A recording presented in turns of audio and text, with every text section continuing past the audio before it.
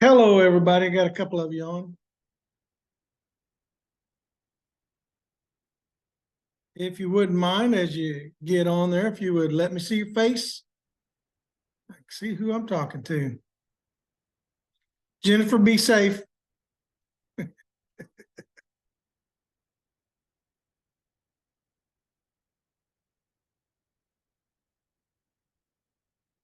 All right, hi, Jasmine. Hello. No, make sure I got my volume up here. There we go. All right. It's 6 o'clock. I'm grateful for you guys that could make it. Hello. Is it Haley? Right. So this is so y'all will be a good example for everybody who can't come on. I realize those times. Next week, just to say right off the bat, I want to meet at this same time next week because next Monday is Labor Day. And then everyone after that, we should be able to meet at Monday at 6. And so if that'll work out for you. But I know some of you have other classes, other Zooms. So this is our way of getting basically mandatory attendance without real time. So, you know, some of this, the Zoom code can be confusing to some people what that means. And basically it means we're going to have a Zoom meeting. I'm going to answer your questions. I'll try to prep you for the lesson, help you to understand what it's all about, kind of my expectations. And then at the end of it all, I'll give a little 4-digit code. When you get on the Moodle, there'll be a thing that says Zoom code. You click in, you enter that 4-digit code, and it'll be super simple. You get 2 points for every one of those. That means 14 points for the whole semester. So there's a whole letter grade. Most of these Zooms are going to be anywhere between 15 and 30 minutes. And what that means is that the more questions you ask, you know, and the more information I can help you with, that'll hopefully help. Welcome all those who are coming on. Glad you're here. So here's where it goes. How many of y'all had a chance to look at lesson 1?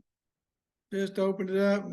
Pretty simple, isn't it? You know, when you look, and even that for a lot of people is to realize, you know, hopefully all of y'all are teachers. Everybody here teaching. We got high school teachers, elementary teachers, kindergarten teachers, coaches. You know, typically that's kind of a prerequisite for this course is that you're in education. And it's been my experience, and I was one of those teachers that I didn't have a clue of how I was funded. But I was very critical of the system, could be very critical of administration and how a lot of that went down until I understood how things are financed. So here's some of the things that this course is not. You will not be an accountant. Okay, this is not about accounting. What you're going to see through this process is that every state, every parish, it's just different everywhere you go. That's why I choose not to use a textbook. I haven't found one that clearly explains how this process works. So it's really going to be a very simple process.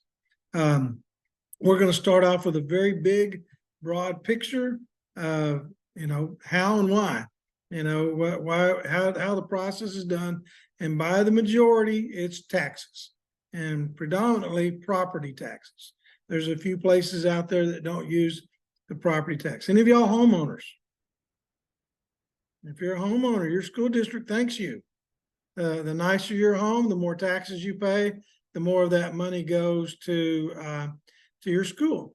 And for those 7 of you, 8 of you on the Zoom, is everybody on the Zoom from Louisiana? Do I have anybody from out of state? And so you're all from Louisiana. And no, I'm from out of state. Where are you from? New York. New York. Okay. You have a very different tax base. I look forward to learning from you I've had people from New Jersey, North Carolina, Arkansas, Mississippi, and what you'll discover, how they go about it is very different. So Louisiana has like 69 school districts. I'm from Texas, and most of my work has been in Texas. I did teach in Arkansas some, but the thing is that we have 1,200 school districts. That means we have 1,200 superintendents. Louisiana has 69. Most of those are parish school districts. I think there's 4 of them that are kind of a parish within a parish, if that's a school district within a city parish area. So I think Baton Rouge is one of those. New Orleans has 1 or 2, and I may be missing one. But anyway, so I'm going to give you a very general idea, and then as we go through this course, we're going to work it down like a funnel. We're going to come in to where you see the very specific of how it gets down to each child and some of the nuances of that. But the systems are basically the same. Some of the charts that you're going to see are old. Okay, they're going to seem outdated. Doesn't matter. I just like the way those charts read. They're easier to read the information off of. Charts could change from semester to semester based on what legislator changes, how things are done. Right now, being in Texas, we've had several special legislative sessions, and they've impacted how colleges are funded, how public money for them, higher ed is going, dual credit, all those things. So it's completely changed just in the past month or 2 from where I'm at, and I'm having to learn a new system called House Bill 8. And so you can see how politics and local politics. So if you're in Louisiana, you own a house, you're probably familiar with millage and what a millage rate is. Okay, we're going to talk about that in another 2 lessons, but you can kind of get the idea. This is where taxes come. Every parish has a different millage rate, and how they break out that millage rate, and what percentages go where, how much goes to the school, and which school gets what. So this will explain sometimes why you're driving down the road and you see this beautiful new school, and then you drive to your school that was built in the 1930s, and the air conditioners going out, and the water fountains look old, the gym got the same original floor or something in it. You can see some of this, it's not always equal, it's not always fair, but there are things that we'll learn to try to make it as fair as possible, and you'll kind of see the attempts that funding makes. So this week, you get a look at the big picture. You kind of just see how and why we have taxes and how they're funded, and hopefully I address some of those issues in your lesson. So here's the homework. Okay, so all you got to do is write a summary, and I think it's is it 2 or 3 page summary. I think it's 2 page. So here's what 2 pages looks like. First page, APA style. Now I will tell you that my bosses, they would like me to take off a point for every time you don't use APA style. So hopefully you know what APA style is. I am not an English teacher. I'm not gonna, I will tell you in my doctoral program, I got a B in one of my courses because I didn't use enough commas in front of the end. All right. So yeah, so I'm not that person. All right. I want you to learn, and I want you to right now, the first couple lessons is all you're going to be doing is regurgitating basically what I've said, putting in a summary so that I can see that you're learning. That's simple. So first page is going to be an APA style title page. APA style is a 12-point font, typically Times New Roman, double spaced. And so then you'll have that. And then if you need to list any references, you're more than welcome to have a reference page that lists the video that you watched. But some people will, to gain a little additional material, they might look up something that they saw. Please quote that if you do that using the APA style. So a 2-page summary should be 4 pages long. Should have your title page, 2 pages in the middle, and the final page, your reference page. So if it pulls up and all I see is 3 pages, I know you missed a page. So that's just the easiest way. If I ask for a 3-page summary, it'll be 5 pages. You don't get extra credit for writing me a book. Okay. So, I mean, just do what the assignment says. I just want to see if you're learning. Like I said, we're starting off real slow. The first 3 lessons, you're going to be doing the same thing, writing a summary. And I will tell you, for some, that's very difficult. They just, they can sum it up and say, well, everybody's got to pay taxes. End of summary. No, that's not it. I want to make sure you know more.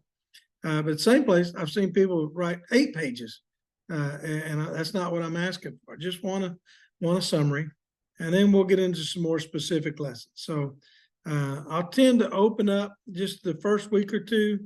You just got this one. Relax. You probably take another class. This shouldn't take you too long. And then I'll open up the next lesson. And it's going to be kind of the same thing. Watch a couple of videos, see some stuff, write a summary. Now, pay close attention to this. Your assignments are due 11:59 on Saturday night. Okay? I know some of you may be used to 11:59 on Sunday night. 11:59 on Saturday night. I do this for two reasons. I know your weekends are busy and full. A lot of times during the week, it's hard to look at a class. If you could turn it in on Saturday night, then that gives you a chance to kind of look at the next lesson on that Sunday. And then when we have our Zoom meeting on Monday, if you have questions, you can ask me. Does that make sense? And so hopefully it's maximizing your time so that you're not waiting till Sunday to do each lesson. You kind of get a week behind that way. So hopefully that works out for you. And anyway, plus that also gives me a chance to grade your homework on Sunday. So there will be 1 point off for any late assignment. I think I've got that in the syllabus. So try to get it in. If there's extenuating circumstances, like any of my students who are in Florida right now, you might be without power, not be able to be on the Zoom because you're getting hammered. And almost the 3 years that I've been teaching this course, there's been something bad happen to Louisiana almost every semester, whether floods or power outages or snow vid, you name it. So I get it, but as long as you'll text me, my phone number should be listed or whatever. Say, hey, I was in a car wreck, or and I know you only have so many grandmothers that can die.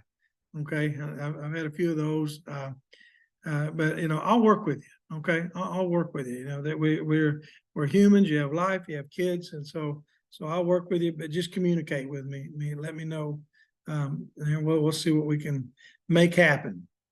So, any questions about what you've read or seen so far? Any questions about anything? I have a question about the first assignment.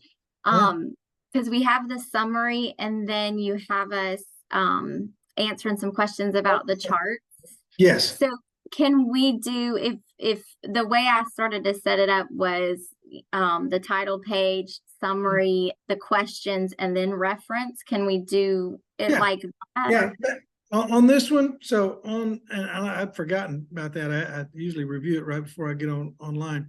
But anyway, on that one, yes, it is a 2-part assignment. So you'll have a 2-page summary, and then basically all you'll do, all the other one is, it's not really a summary. You're just putting numbers on the page. And so a lot of times what I've done is I'll just copy and paste that assignment or that name of what I'm asking for. Like, what are the parts of, that one little assignment I had you read, and you just put those down. And so that's all. So you should be able to get that on 1 page. So actually it'll be 5 pages. So 2 pages of summary, and then the 1 page to answer those. Again, it's really simple. Also in this class, this is very important. We are dealing with money. Okay, we're talking about money. We're talking about funding. Money has dollar signs in front of it, decimal places and things like that. If we're talking about a student count, so if you look on some of these charts and it says, Caddo Parish has 33,000 students enrolled, okay, and they get $2 million in funding. I'm just making up numbers. And I ask you how many students are enrolled in Caddo Parish, and you put 2,500,000 students. That's not correct. Are you tracking with me? You got on the money side and not the student side. There are percentages, and so those numbers, those decimal places make a difference when you're talking about funding.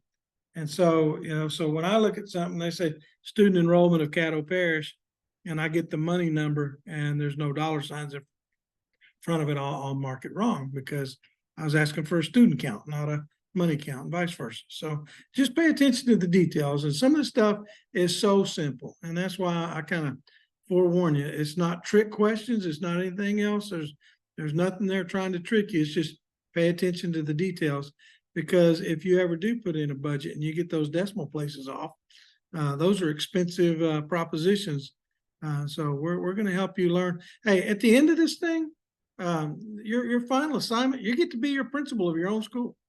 Okay, I'm gonna give you an assignment. You're the new principal, and I'm gonna let you spend some money. I'm gonna give you some fake money, and we're gonna spend some money. But you get to be the principal, and so that's what we're working you to. Hopefully, that's what you're taking these classes for, is that you can be in administration. So we'll start off big, and we'll work you down to where hey, you're the own principal of your own school. So hopefully, it'll be a fun assignment.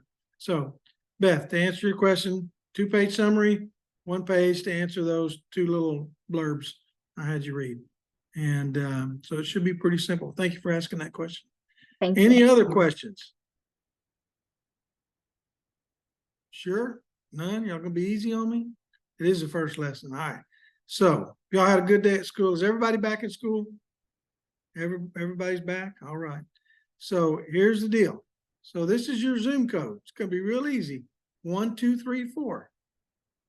Okay. 1, 2, 3, 4. That's it. So now on this, on your Zoom code, I don't want a title page. I don't want a reference page.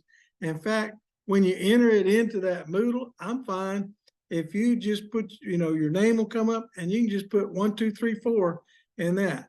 But if you'll just submit a page, you can do it on a Word document or whatever, and just put it. I have some students that just use the same page and they'll go week 1, week 2, week 3, like that. So I want that Zoom code to be as simple as possible for you. But again, I'm just telling you, for a lot of students, that's made the difference between a B and an A, just because they didn't watch the video. And I will let you know, I can always tell who's scrolled through the recording and just found the code and put it in, because they'll usually email me the next day asking a lot of questions that were covered in the Zoom. So there we go. So watch the Zooms. They're not long. So what's your Zoom code? 1, 2, 3, 4. You're gonna put it in Moodle, and you got that. And when are assignments due? 11:59 on Saturday. Saturday. There we go. So any other questions? You've watched the welcome video good, so you know my background. I didn't have to make an introduction on that. But we'll have fun. We'll talk about more funding stuff, and hopefully this will be an interesting class for you. Hopefully you'll learn some stuff that you didn't know, and don't let it intimidate you. Everybody good? All in, all done? Y'all have a good night. Thank you. Thank you. Good night. Thank you. Mhm.